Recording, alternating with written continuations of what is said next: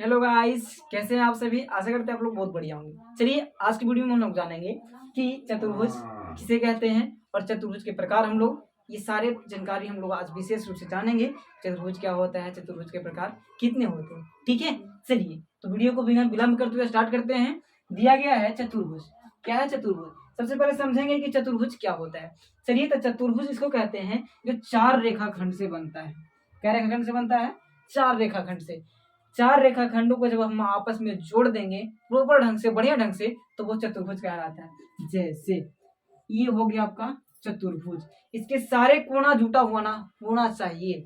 अगर जुटा हुआ नहीं होगा तो वो चतुर्भुज नहीं होगा। एग्जाम्पल के थ्रू अगर दे दिए हम आपको ऐसे, ये नहीं जुटा हुआ है तो ये चतुर्भुज नहीं होगा। मान लिया जाए ये भी जुटा हुआ है, ये नहीं जुटा हुआ है तो चतुर्भुज नहीं होगा। क्यों? क्योंकि चार भुजा और चार कोण होते हैं चतुर्भुज, नहीं तो चार भुजा चार कोण यहाँ पर कौन बन रहा है तो नहीं होगा, ठीक ना। चलिए आगे समझते हैं। चतुर्भुज समझ में आ गया, आया होगा कुछ आपको, ठीक है। चलिए तो समझते हैं आगे हम लोग। परिभाषा के अनुसार क्या कहा कि चार रेखाखंडों से घिरी हुई बंधाकृति को ही चतुर्भुज कहते हैं। चतुर्भुज नाम ही से चल रहा है पता कि चार भुजा वाला, नहीं चतुर्भुज मतलब चार भुजा वाला, ठीक है, चार भुजा वाला। और एक बात और खास बात है कि चतुर्भुज में चार भुजा होता है और चार कोण भी होता है, ठीक है। चलिए आगे चलते हैं तो देखते हैं चतुर्भुज के प्रकार।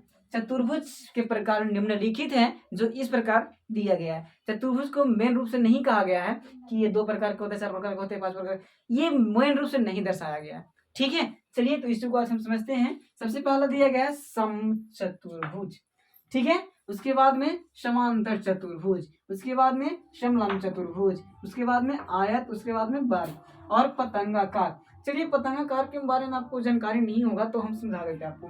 पतंग इसका आकार की होती है, देखिए पतंग इस आकार का होता है, हाँ होता है। चलिए दिखाते हैं आपको। इस प्रकार का पतंग होता है, ठीक है, इस प्रकार का होता है। देखे होंगे आप तो इसमें देखिए तो एक दो तीन चार, चार को भुजा हुआ ना, इसमें भी चारों कोण भी होता है, इसीलिए इसको भी शामिल कर लिया गया है, ठीक है। चलिए तो एक है आगे समबाहु चतुर्भुज।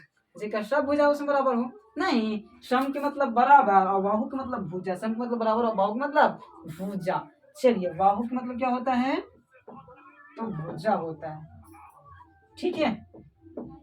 चलिए तो आपको कुछ ये वीडियो से जानकारी हुई होगी चतुर्भुज के बारे में। अगर आपको चतुर्भुज के बारे में कुछ समझ में आया हो तो मेरे चैनल को सब्सक्राइब करें, लाइक करें और शेयर करें। इस तरह की वीडियो पाने के लिए मेरे चैनल को सब्सक्राइब करें, ठीक है।